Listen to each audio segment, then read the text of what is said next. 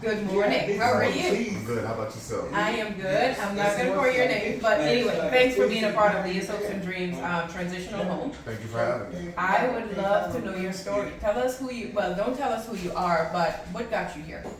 Well, my story really begins from an early age on, probably back to like really ever since I was born, because I was born from two people who were drug addicts, and they were drug addicts on the streets. They were in jail. I think my mother was in jail when I was born. So as soon as I got out, I was already legally adopted by my grandparents. Thankfully, they were there for me, raised me, my brother, and my sister for our whole life. And my mom and dad, for the majority of my life, they were out on the streets doing drugs. And the only times they were there, it wasn't really good. My mom wasn't always that bad, but it was my dad that was really bad because he was abusive. He abused me, he abused my mom. Other people would just turn their head because he's really big. He was a big, scary man, so he was very bad. And so he was in and out of my life. My mom was in and out of my life early on. And as I grew older, I would still see the abuse going on and stuff. Because every time he pops up, I thought the one man that I knew that was supposed to be there for me in my life was really the worst person that I never wanted to be like. So as I got older, I got probably around, I moved down here. I burnt my house down, by the way, in New Jersey at 5 years old. Intentionally? Not intentionally, I don't think. Okay. I was five. You were five. You were five. Yeah. Wow. So I burnt my house down then, but I blessed my grandparents because they gave them $375,000 house. So, to get another one. Yeah, to get another one. So we got one down here in Indian Trail, North Carolina, and they got the house. And wow. Man, but when I moved down here, it's kind of like when my life started going real downhill, kind of. Because at the age of 9, I started drinking. At age 8, I was smoking cigarettes. 9, I was drinking, smoking weed. And by 12, I was doing cocaine. I put crack. Then didn't know any crackheads, so I said, "Shit, I guess we gotta try it to see if we did it right." And then I never did crack again after that until about age 16. And when I turned 16, when my life went bad, and it was all really because from, like I said at the beginning, with all the abuse that was going on from my father and all the addiction I seen growing up. I seen it, and I guess it was just something I would always say I'm never gonna be like. Right. But you know how when people say they're never gonna be like something, never say never, and they end up turning the exact thing they did. Never say never. I turned exactly to my father. Like that's the realest. Are you kidding me? I became exactly like I never abused any kids or anything, but I became a drug addict, and then I ended up starting put my hands on my girlfriend and shit, and it just got bad. And my depression gets bad. My mental health wasn't going good. I've always had mental health. I have bipolar depression, ADHD, minor schizophrenia. They diagnosed you with those things? Yeah, I'm diagnosed with this anxiety. There's a couple things I can't remember. I got too many medications. But you taking meds for Yes, man. I got all my medication. How are you feeling now, though? Now I'm blessed. I've been locked up in 26 years. I was locked up 40 times, and I'm not laughing, but I am laughing. I'm laughing just. It took me 40 damn times. What? At the age from 16 to 19, I was locked up 36 times. I did 3.5 years to 5.5 years. I got sentenced to 3.5 years to 5.5. I only did 3.5 years on good behavior. Got out in 2020. Got out July 2020. By December, I was back in jail in Florida for 16 months in Florida, and I came up here and did my parole violation and did another 10 months. And so that's another 26 months I did after that. You were in Florida, so why did you come here? They told you to come here because the crime was done here? No. My sister, when I got out of prison, I extradited it to Florida to go stay with my family. Got it. Okay. Just because I violated down there, they still got to send me back up here to do my time. Got it. Okay. So, okay.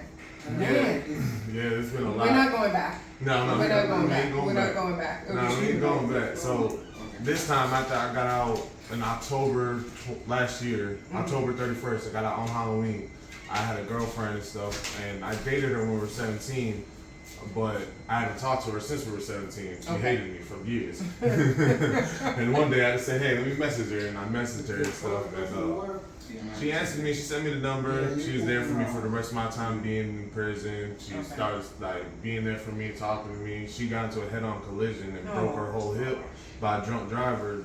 The drunk driver passed away, but she survived. And yeah, they were going 50 head on. Just he was on one side and he was on the other side. Hit each other head on. Oh my gosh. Yeah, she survived. So she blessed me a lot too. I was locked up there for me mentally, and I was there for her mentally. So I guess it brought it back together. Yeah. So, but after that, when I got out of prison, I was doing good. I was doing good. We were living together, had the kid. You know what I'm saying? Doing family stuff. You know. And then after that, just one day, I wasn't taking medicine, and I was sober for 7 years. Yeah. And I wasn't on my medicine, and my mental health wasn't getting right. My depression was bringing me down. I was just feeling sick. And one day, I don't know how it happened. I bought some crack again, and it was in my hand. And I called my mom, and I had the can made and everything already. And I called my mom, and she was like, "I'll never forget these words because I had the crack in my hand." And she was like, "Baby, you really have that in your hand? You haven't smoked any of it yet?" I was like, "No." She was like, "Baby, I am so proud of you." Wow. Because I know me, if it was me, that shit would have got smoked and then I would have called somebody. so after that. But she was being honest. She was being honest. She was being honest. But wow. so like she was just telling me that like for you to have the willpower to not even do it yet shows that you don't want to do it. You don't have to do this, and if you take that hit, Luther, you know what's gonna happen. My God. It's just gonna go all the way back downhill to what it was before. And I was looking at my girlfriend. She was standing in the doorway, and I was just putting it on top of the can. I was just like, I just want her to slap that out of me. I just want her to stop me. Yeah. I just want her to say something, not just look at me. Just come Right. over here and slap Take it out there. yeah, take She it from probably me. was afraid. She probably thought you were So what happened was I ended up hitting it again, and then I didn't do it for a month, but that one time smoking it was eating me alive in my head. Yeah. So after a month, I started doing it. And I started, like I said, becoming like my father, being abusive to my girlfriend. I started being crazy. Mental health was going back bad. Tried to get suicide by cops. Because I'm too scared to kill myself, but I'm not scared to get killed by a cop. someone else. Yeah, that's what I always try to do. Even ever since I was at 16, I pulled a rifle that didn't have a bolt action in it. You just wanted them to shoot you. I just wanted them to shoot me. I did not want to go to jail. I hated it. I was locked up too many times. By 16, I was probably locked up more than 20 times. So in and out. Never bonded out either. So I'd sit and they just drop the charges and then I'd get out. He was like, whatever. Yeah, whatever. I know what I'm doing. I don't care. Yeah. Are you kidding? Wow. Yes, So ma'am. what's different now? What's different now is that the 40th time I got locked up is probably the most happiest I was locked up. And it was the most different. It's my favorite. I can sit here and say that I'm so glad I got locked up 40 times because on the 40th time, I went to my first substance abuse program, my first meetings, my first groups, my first supports, I got connections. I met people who actually care about me, went to like counseling, therapy, all that type of stuff. And it really made me a better person to see different, you know what I'm saying? Right. So I got into the mentality of knowing that there is something for me out there, there's people out there trying to help me. Right. So knowing that told me that you can do this, man. Absolutely. You gotta go back to your old life, doing the old things. You were sober for 7 years. You did this. It's not hard. You can do it again. I mean, and that's what I was telling you guys when you came in. You know, you have a freedom. Yes, so ma'am. just make the right choice. Yes, ma'am. What do you want to do now? It's only up from here. Yes, ma'am. Really, serious. I'm being honest. And I was at rock bottom. Trust me.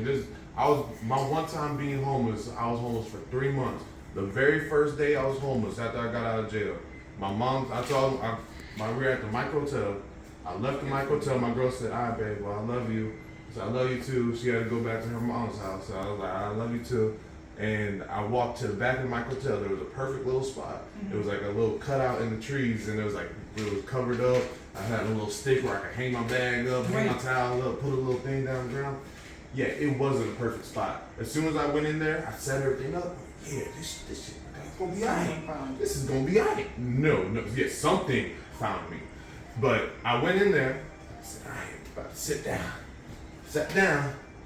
Did you have a tent? No. I was just sitting on the ground.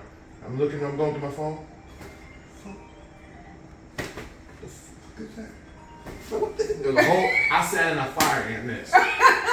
My first 10 minutes of being homeless, I sat in the fire ant nest. I called my mom and my brother, and I cried to them, saying like, "How did y'all do this for so long? I don't know what I'm doing. I'm freaking out. I'm getting my ass bit by ants." On the outside. On the outside. Oh my God. Like, I was like, "How the hell did y'all do this, Mom?" Like, and she's like, "Baby, you got this. Like, you're gonna be okay." I'm like, "No." Survive. I said, "It's not gonna be okay. It's getting worse. My mind's getting worse. My depression's getting me bad." I said, I need to do this. And that was I got out the 39th time. That was after I got out 39th time. The 40th time I got out, that's this time here. I have a different type of mindset. I got a place to live, thankfully. Because I can't go to Florida. My mom, grandma, grandpa, my brother, who was a drug addict. Well, he did a lot of methamphetamine, so he's not the same person that he was before. He's really messed up bad. He's like a toddler now. You gotta take care of him and stuff.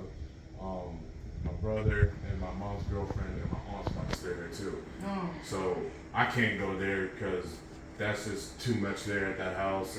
They already got to take care of my brother. Why are they gonna take care of me too? You know what I'm saying? Right. So I mean, and I'm in a better position than he is mentally. Right. Because I did drugs, the same drugs he was doing, except I did crack and meth, and he just did meth, and he's way worse than me. Like, he probably got a bad case. I don't know if there's good meth and bad meth, but I heard. No, there's bad meth that can make you go crazy, and that's like my brother just called me one day, and he's like shouting. I'm like, "Yo, what are you doing?" He's like, "I'm standing in the middle of a cornfield." I'm like, "Why? Why are you doing that?" He's like, "I'm trying to get the lightning gods to strike me by lightning." I said, "Yo, what?" I said, "Josh." What are you talking I said, "Yo, Josh, go home, please go back home, bro. You're tripping, bro." Oh, that is crazy. That is crazy. It's good to hear your story though, but. Yes, man. Isn't God good though? Mm-hmm. When you're here, yes, mentally, you're able to talk about it, and yes, I'm just gonna say, let's move forward. Yes, man. And the crazy thing is that I hated my father. I did. I hated my father for so long. And is he still alive? He is still alive. I haven't talked to him in a long, long time though. But I've hated him for so long. But when I got locked up on this 40th time, I realized that I was blaming him. I was blaming him for me being just actions, like him. Right. And that's not something you can do. You can't blame somebody for something that you're doing. Wow. With nobody else. So I have to take responsibility for what I'm doing. I made the choices I made, and I have to move on from it. I can't blame him from his mistake because he did what he did, and I can't take that out on him because drugs is a powerful thing. Addiction is strong, and I witnessed it. Yeah. And I can't be mad at him no more for that because I even just now today not heard from my dad, but I heard about him. I was talking to my other brother who lives in Jersey. And he said that, me and Dad was locked up in the pod together. And he was like, "Oh, he's doing good. He's going to get out." I was like, "Man, you just need to tell him." I told him to tell him to call me. And that's the first time I've ever sent a message out to him to get him to try to call me, to try to speak to me, just to tell him that I said, "Hey, man, I forgive you, man. I love you. I love you, man. I'll miss you if you were gone." I haven't seen him probably. Last time I seen him, I was about 15 years. I got a picture of him. Wow. I seen him when I was like 14, 15 years old. He got on a train from Jersey to here. And when he got here, he came to my house and he was just like, "All right, boy, I just want to tell you I love you. I'm going to be gone for a little while." Nigga, you was just gone for a while. You're going again? You're going again? He was like, I got to go back to prison. You just got out. What do you mean? So I'm just like, all right, man, I ain't seen him since. You know, he would call me, trying to act like I never believed anything he would tell me. I know he loves me, and I know I'm probably one of his favorite. We ain't gonna say nothing there because I'm the only one with his name. But at the end of the day, though, like I know I can't blame him for my mistakes. Right. Right. You have to take ownership sometime. Mm-hmm. Yeah. That's a fact. Yeah. Just like with my homeboy, the day I got locked up. He's not my homeboy, but the day I got locked up, he was setting me over the edge. I was up for probably about a week straight, maybe more than that, like just a week and a half, 2 weeks.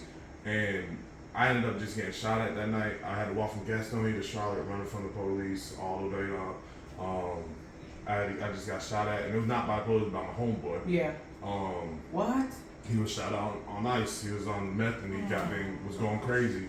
So I was trying to get back to Charlotte and stuff, and when I got there, my girl came and picked me up. She was trying to calm me down, and I was coming down off of drugs. I ain't smoked drugs in like 12 hours.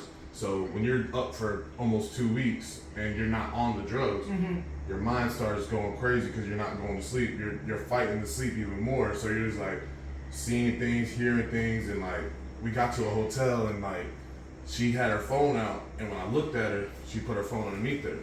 My mind was telling me she's trying to set you up with the people that just shot at you. Got it.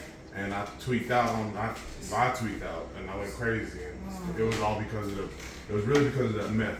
And I can blame that on that because it was making me go crazy. Right. It was making me mentally go crazy. I never So wanted in to the see. moment, you didn't know what you was doing. Yeah, and I didn't know what I was doing. Like I told her that she was like, she even told the DA that like she was like, look, he doesn't need jail. He needs to get sober. Yeah. He's not a bad person. Right. That's the thing. He's just been up for 2 weeks. He was mentally sick. He literally begged me to get out, and then he just blacked out. Like he's tripping. There's something wrong with him. He needs help. He doesn't need jail.